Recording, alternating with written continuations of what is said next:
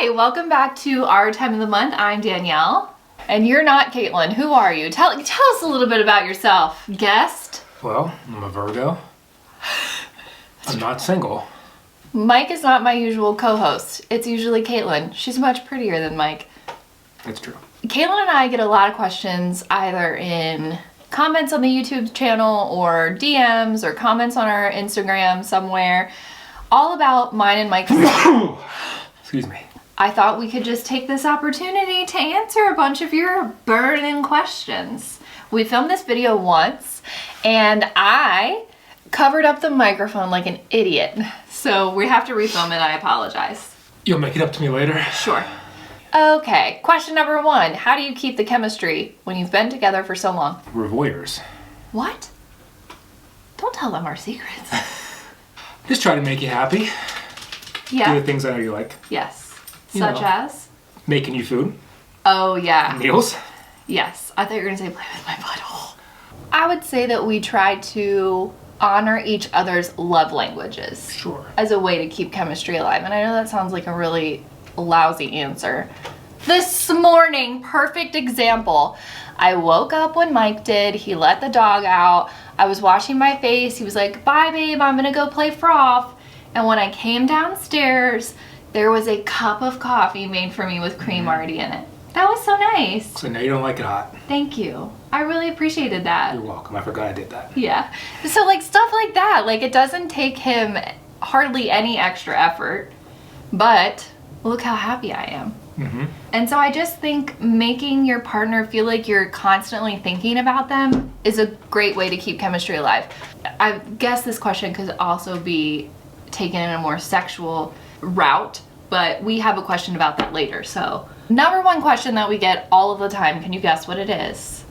How did you bag Mike? Oh, that was a good one. Good answer. Good answer. Good answer. The number 1 question that we get is, how did you decide on the no kids thing? What made you not want to have kids? How did you talk about that in your early stages as a couple? Blah, blah, blah. We've both been very vocal about the fact that we don't want human children. Just don't feel the need to have a kid. Right. It's not for us. Yeah, so I am an only child and I never ever grew up fantasizing about becoming a mom. I never envisioned that for myself and I've always been pretty vocal about it. Mm-hmm. And so Mike and I met when we were really young. I was only 18. And you know what people like to tell you when you say you think something about your life and they're like, oh, you're so young. Just wait until you're older. You'll change your mind. Yeah, I never changed my mind and we did discuss it. Mm-hmm. I mean, what are your thoughts on it? You were more willing to want that when we first started dating. Sure, because I thought it was a thing that you had to do when you got married. You're supposed to get married and have kids. Yeah, that's the rule. Mm-hmm. And then you just decided what? That I don't want to take care of another human being. I have no desire to do that. You take care of me. Not really. You're self-sufficient. Yeah, but you cook me meals. Okay, but I don't need to wipe your ass. True, but Or what about you waking up crying in the middle of the night? There's just no strong desire to raise another human. I agree. I don't really feel like I need to raise another human to make my life feel complete. Yes. It feels pretty complete. Exactly. Next. I just never feel like I'm missing out on anything. Nope. We have nieces and nephews. We have friends with kids. We have friends with children, right? Like I can get my fix on that. And I don't know. I've never felt like there was an emptiness in our relationship. We have a great time together. Mm-hmm. And we like to do things alone and with our kids. Right. And I know you can do things with children and people do it all the time, but just not for us. Nope. Kind of going hand in hand with that because we got a question about this later down the list. I got, as they call it, sterilization. Sterilized. Yeah. Mike had a vasectomy this summer and honestly, no regrets. Nope. 0 regrets. Regrets. It was something that we talked about together and then during the pandemic, we were just at home the whole time and when voluntary procedures opened back up again over the summer, Mike signed up that day. Honestly, he did, and it wasn't me being like, hey, why don't we do this now? He did it on his own accord, and I really appreciated that, and I'm just so grateful that I am with a partner who wouldn't make me go through that. Nope. because it's much more... Because it's easy. Yeah. So someone asked, this is why we're telling you, someone asked if Mike had any tips or suggestions for a man who was about to get a vasectomy. Do less than you think you need to, as far as... Like activity? When you get home, don't do activities. Just lay there. Just lay there. Wear tighter underwear than you think you need. How tight? Tight, tight. Tighter than a boxer brief? Yes. More like a compression? More like a light compression. Okay, light compression. Lots of ice, lots of Tylenol. Yeah. Lots of beers. Lots of beers. Yeah, Mike's doctor was really cool and said the best piece of advice he could give you was... As soon as you get home, take some Tylenol, have a beer. Yeah. And Mike's surgery was at 8 in the morning. And we did that. We followed that protocol. Mm-hmm. It was great. And I will say, there were a couple days that I was like, oh man, was this the right move? Because you seemed like you were in like good pain. Days 1 and 3 were fine. Days 4 through 7 sucked. And then after that, it was good. Yeah. So Mike experienced most of his pain later. And there was like some swelling and bruising, but that all went away. Mm-hmm. Everything's working as it should. Mm-hmm. And we can have sex without the fear of getting pregnant. And it is fantastic. Cheers. I would say my advice to you as the caretaker would be pack like a small little cooler and leave it beside them. So Mike kind of camped out in the basement because there was a bathroom down there and I could bring him food or whatever. But I just took one of those little tiny lunch coolers and I would put like frozen peas or corn in there and then a few beers so that if he needed something and I wasn't right there, he could just reach in the cooler and ice his little nuts. Then we made a nice soup out of that stuff later in the week. No, we didn't. We could have. We could have, but we didn't. Mike, what is your best advice for overcoming differences or challenges? I mean, I feel like most of the answers to these questions are just talk about it, right? Yeah, communication. Like, talk about it. Don't be afraid to be embarrassed. Just talk about it, That's right? a good point. Yeah, Mike was never someone who really talked about his feelings, like growing up or anything like that. You really stifled all that. Catholics don't talk about feelings. We don't have any. So when we got together, little did he know that I was the most emotionally loose person he'd ever met. This is a good word. Emotionally loose. I'm free with my emotions, and so it is necessary for me to talk everything through. Yeah. And you've gotten better at it. I've tried. You have. And I know that it's a struggle, but we've also done marriage counseling. So when we first got married, we lived in separate states, and that was really, really hard. So after I graduated, I moved back here, and I would say that we had a really hard time. Yep. Wasn't good. Wasn't fun. No, it wasn't fun. Mike had just started his first career. I was starting a new job. We had little money. And a lot of debt. And we just fought about things. And we were so young when we got married. And I just feel like we were both not mentally mature enough for all of the turmoil that marriage can bring. Mm-hmm. However, I always credit our successes now as a couple to that difficult time. Sure. Because it was hard. Mm-hmm.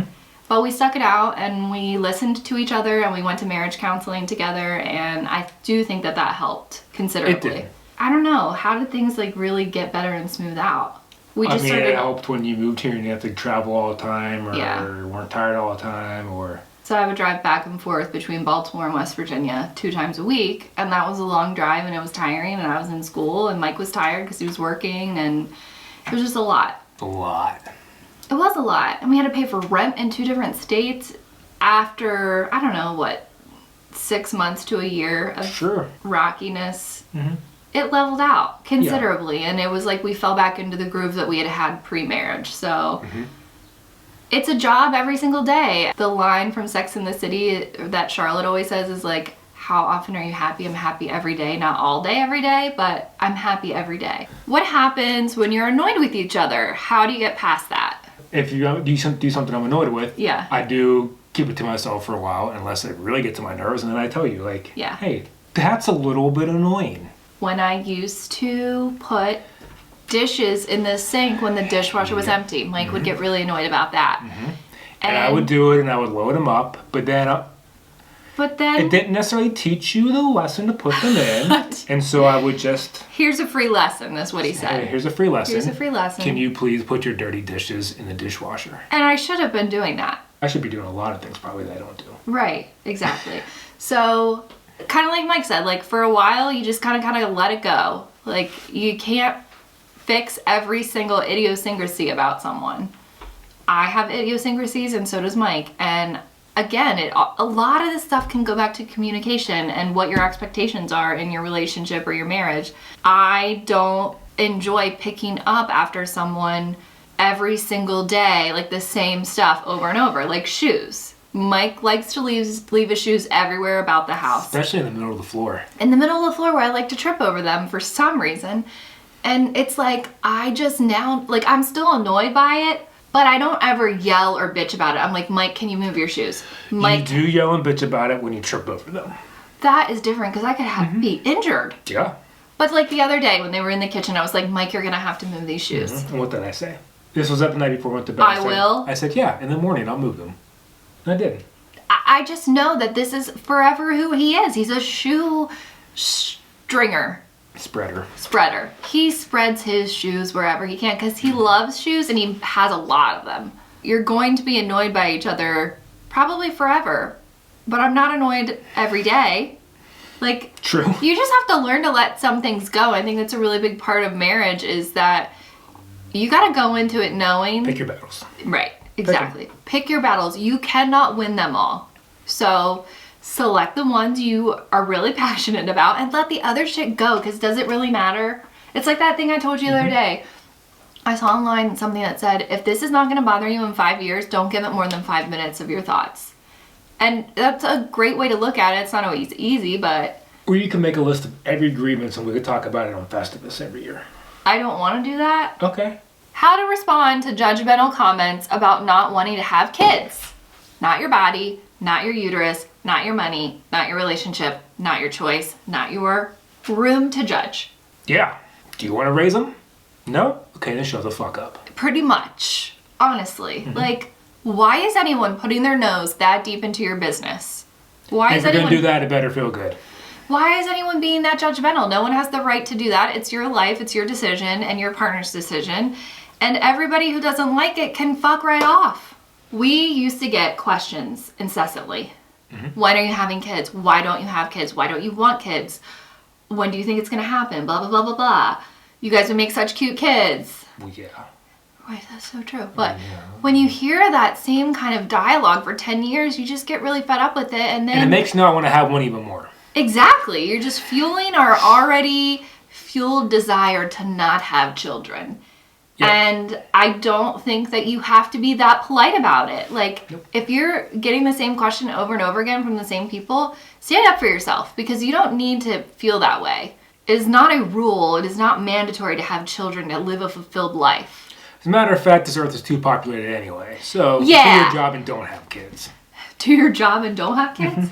But like, have them if you want them. That's the thing. It's like, who gives a shit? How is it really affecting your life if I do or don't have children? So I feel like that can sound kind of harsh. What? Saying fuck off. I don't. Eventually you're going to get to the point where you're just going to say something off the cuff and you're going to make that person feel really uncomfortable for asking such a personal question.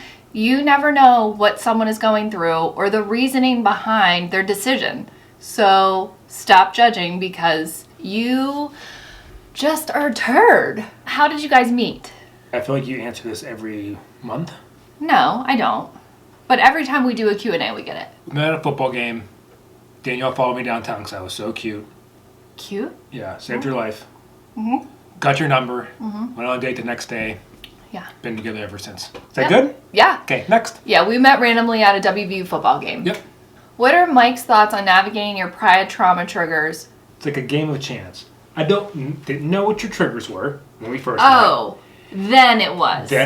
Okay. Phew, I was like, by now you know. Didn't know what they were. Yeah. And honestly, I just... Trial and error is, I think, what you meant. Trial and error. That's what you meant. Yeah. Yeah, not chance. I don't know what chance even is. It's like luck of the draw. Yeah, trial and error. Until you find something that she doesn't like, which you take note of. Yeah. And you just throw that away. Right. You just until you're comfortable with something. Does that make sense? Yes. Yeah. Yes. And it's my responsibility to communicate those things to Mike. I have a few triggers and some of them are probably really silly to a lot of people. Like the one you always talk about. Like you say you carry yourself differently sometimes. What do you mean by that? I don't walk around with my hands in my pocket. I try not to. Yeah. That for me, for some reason, is such a trigger, and you can't explain it, and you shouldn't have to, and there are just certain things that don't work for me. I don't want to be held from behind. I don't like it when Mike has his hands in his pockets. These things just all bring up memories, and it's my job to communicate that to Mike in a way that doesn't make him feel bad, but also lets him know that this isn't gonna work for me. Yeah. And you navigate that throughout life. I don't know. I feel like even in therapy now, I am digging up things that I had forgotten about for so long. And I've told Mike this. Like, I never really believed that repressed memories were a thing for me. But it's wild, the stuff that you dig up once you start talking about it more. So don't ever feel ashamed of it. You both are better for having communicated that to one another. Like, your relationship is stronger for it. How do you handle arguing? Does it always wrap up, or do you go to bed angry sometimes? I always win. Yes, Mike always wins every argument. Oh, they know better than that. 10% of the time, every time. It's not true. I don't really see it as a win or lose. I see it as a compromise oftentimes. You're not going to win every argument, and you've got to understand that. But also, I'll do whatever it takes to win. No? To make sure that we have a resolution to a conflict before going to bed. We typically don't go to bed angry. Sometimes we do. When's the last time? I feel like there's been times where we've had stern conversations about things that didn't necessarily get resolved before bed. But we still talked about them, and we woke up and still like, I'm still mad at you. Well, I'm still mad at you too. I view this as, okay, so like that's a work in progress, but we would never just not address it and go to bed silent. That's true. Because I don't feel good. I wouldn't sleep. You know me, I wouldn't sleep. Oh, I know. And I know when there's still something that needs to be talked about. Exactly. I'll roll over and I can still... hear me stewing. I can still feel it. You can feel it? Yeah. You can feel my energies? In my fingers and in my bones. Toes. And your bones. Oftentimes our fights will be about a lack of communication, to be completely honest. If something is bothering Mike and he doesn't want to tell me about it, or vice versa, and your attitude is just very palpable, I will bring it up. And I want to get to the bottom of it. Like, I just want to address it and move on. I don't want to constantly be rehashing it. What's your favorite vacation location that you've been to? Vacation location. Ooh, I guess the Outer Banks. Outer Banks. Yeah, it's not like a tropical destination, but it is like our place. But we also go during the off season when no one's there. And we take Barkley. Yeah, we take Barkley. And I think that is probably a big reason that it's such a good trip for both of us, because I'm a worrier. I haven't noticed. And so even when someone as wonderful as Caitlin is staying with Barkley, I still worry about him the whole time. I'm like, what if he's being bad? Or what if he tries to run away from her? Or whatever. Like, I think about these things, and it doesn't allow me to relax. Most beautiful place we've ever been? Bonaire. Ugh. Really gorgeous. It's got some bad juju to it. It does have some bad juju, but I would give it a third try until we knock it off for good. Right. But don't ever go there. You don't want to go there. You don't want to go there. It's awful. Yeah. Bad place. Bad. What's your best marriage advice? Ooh. Don't take mine. What's yours? That you have to make sure you continue to date each other. Oh, I was going to say make sure you have sex in every place in the house. Right. We're still working on it. Leave no surface untouched. Instead of leave no trace, it's leave every trace. Oh my God, no. Pick your battles. Pick your battles. Yeah, we've talked about that. Yeah, I mean, pretty much, put those two together to be successful. So by dating each other, are you okay? Yeah. By dating each other, like Mike said yesterday, you can't really do that during a pandemic, but we are really big at-home date night. We are proponents of at-home date night. We always have been. We were before the pandemic. Right, exactly. Like, Mike and I like to go and drink wine or go to a brewery and try new things. But you can't really do that right now. So, like, last night, we went to the wine store. We went grocery shopping. We bought a really nice bottle of wine. Came home. Watched Jeopardy. I won. Actually, I think we both lost. We were not good last night. We weren't good, but it's Tournament of Champions reruns. God. How do you compete with them? Kenjenian. And we play a lot of games. We play cards. We play sequence. We just like to play games. We play. What is this? Hide the sausage? No. Oh, what?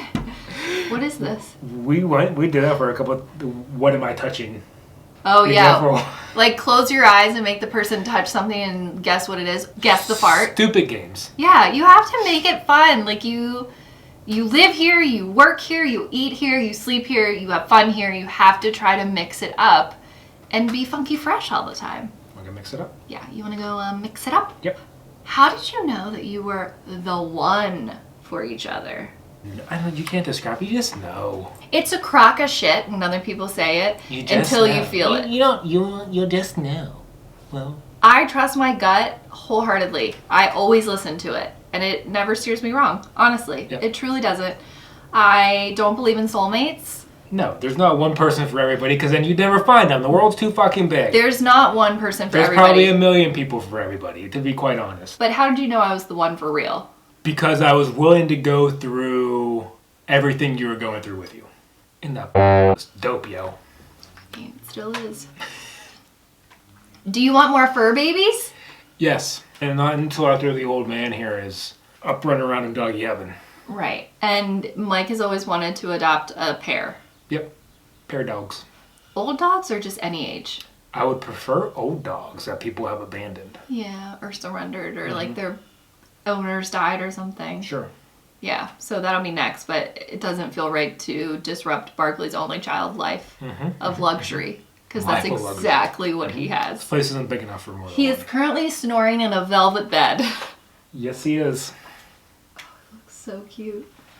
Okay, has the pandemic changed your relationship, good or bad or both? Or neither?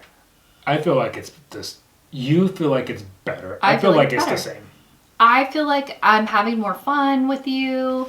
We're connected more. We've certainly had more sex. There's no more stress about going into work. I mean... Right, like you've eliminated some of the stressors of your daily life. I don't know, I feel like it's better. Mike feels like it's the same. It's definitely not worse. It's definitely not worse. Mike! Mike! What's the appeal of camping in the snow? It's nice to get away. Oh, there's no one there. You're out in the middle of nowhere. Not a single person around. You're in the snow. Yeah. Everything's covered in snow. It's beautiful. Oh, sorry. Yeah. I don't like to touch my hair when I'm talking.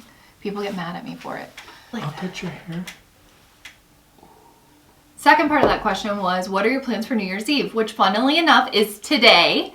Happy New Year's Eve. New Year's Eve.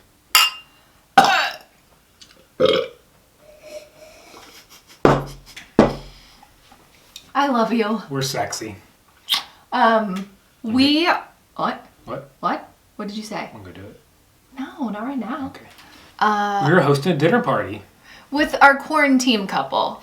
Yes. So the couple that we have been quarantining with this whole pandemic.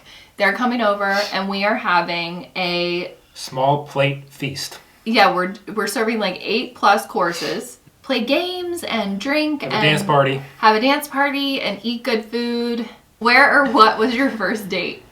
Beer pong, because we were classy. And because I was 18 and Mike was 20 and we were in college. But we weren't drinking beer, it was all water. Sure. Yeah, that was our first date. Like, that's the first time Mike was ever like, hey, you want to hang out Do you want to come to play beer pong? Hey, oh yeah.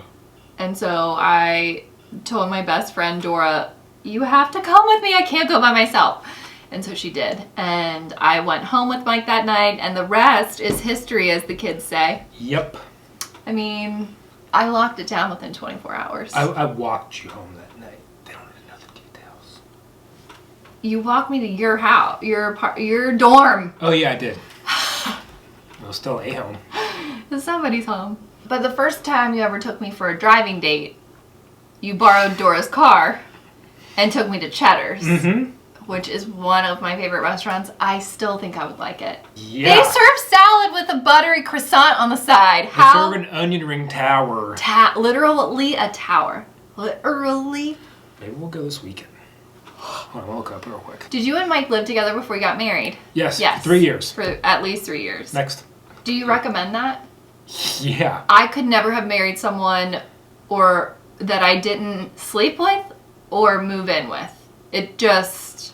I need to know. I need to know all about all your shit before we. You need to know about your dirty laundry before we actually move in for good. What? You need to know about your dirty laundry before we move in legally. Fun story. Mike does all my dirty laundry. Yeah. That's true. I know. You're so good at it. Oh, not that good. I clean all the toilets. You're so good at it. Thank you. Do we get along with the other's family? Yes. Yes. We don't put them online because we respect their privacy. If that will answer a future question. But if you piss us off, we're gonna. Sure. What annoys you the most about the other person? We've kind of touched on this.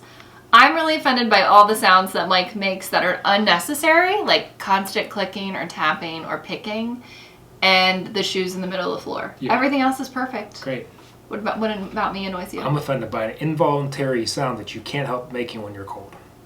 Oh, I forgot about this. Chatter your teeth. Oh my God, it goes up my spine, and I'm sorry. I know you can't help it, but it does. Right, God forbid I'm cold and my body produces a normal reaction. Yeah, work on that. I'll try. Give me a mouth guard. Oh my God, I have one. I'm not using your used mouth guard. No, it's not used yet. Your night guard? Yeah, I got 4 of them. Oh, wow. You need to start wearing that. You grind your teeth a lot. I know. I don't give a shit. Date ideas for pandemic times. Well, we kind of talked about it. Yeah. Game night at home. Cook a fun dinner together. Have a fire. We bought a fire pit over the pandemic, and it's great. And go camping. Go camping. How do y'all keep it spicy? We got that one a couple times. I would say try new things. We do. Which we haven't. We have been. Yeah. I thought that was pretty great. Can I put that in the video? No. Really? Because that night you also told me in the dark while the baby was crying, turn around, I want to try something new. Oh, yeah. I mean, what better time than when your parents are just the doorbell? Truly, honestly. And there's a baby crying. And there's 10 other people in that house. I think a good tip for keeping it spicy is don't allow yourself to become too embarrassed. It can be embarrassing when you touch the wrong thing. No. Vocalize like a new fantasy or try something totally new. We have had sex before and just absolutely laughed our asses off. What are you laughing at? I forgot to say I wanted to try something new. And it made me laugh uncontrollably when you did it. Yeah. And we did it. Yeah. We did the new thing. Sure did. It was good. Yeah. We just bought Sequence, and it's so much fun. Who wins more between the two of you? Lately you. Lately me. But this is an anomaly. Yep. It is so weird that I'm winning Sequence because Mike kicks my ass. I remember when we went to Berkeley Springs that one time at the cabin. I won 10 games in a row. I couldn't win to save my life for some reason. I know how to play the game. We should go back there so I can start winning again. Yes, Lee. We need to rent your cabin again. I love your openness on your YouTube channel. Does Mike ever not agree with what you post? I love that question. It's not my decision to make. But do you ever disagree with anything I post? No, it's your content. I don't care. I'm not doing it. It's not my name on it. I don't care what you say. I'm not doing anything mean or hurtful. Not relationship related, but did you buy a new mattress? No. Oh my God, my back hurts so bad last night. I woke up in the middle of the night and I thought I cannot fall back to sleep because my back hurts so bad. Fuck that bed. Fuck that bed. No. But we're looking. We're looking and we have so many suggestions. I don't know how we'll get through them all. What is the least favorite activity that you participate in that the other loves? You're looking at it. Oh. Yeah, Mike doesn't like to be on camera. I don't put myself out there. I don't put myself out there. Honestly, it's a miracle that he asked me for my phone number. I always say that. I'm in the background. I don't like to put myself out there talking to people. Okay, but I'm in the background. Once you get to know me... He's a very present person. I'll voluntarily watch sports or go to a sporting match with Mike. It's not my favorite thing in the world, but I'm not going to be sitting there chewing on nails. It's not necessarily my favorite thing, but I want to do it with him because he enjoys it. Also, anything outdoors. I want to be outdoors, but Mike wants to be outdoors. Sweaty. 24/7. And so sometimes I just have to give in and be like, okay. I might go back out later. Advice for a couple who's going to be getting engaged and moving in together for the first time. You have to navigate it together. You're going to find out everyone's bad habits. Yes. Right away. Yeah, like it's impossible to hide them forever. So you may as well just get them all out there now. Also, engagement advice? You know what you want. Your partner knows what they want out of a wedding or an engagement. Don't allow yourself to be talked into a bunch of dumb shit for your wedding. That would be my biggest advice. You know what people care about? The drinking and the dancing and the food. You know the smartest thing? What? Just go get married at a courthouse. Elope. Who gives a shit? And then have a big fucking backyard barbecue. That's what I wish we would have done.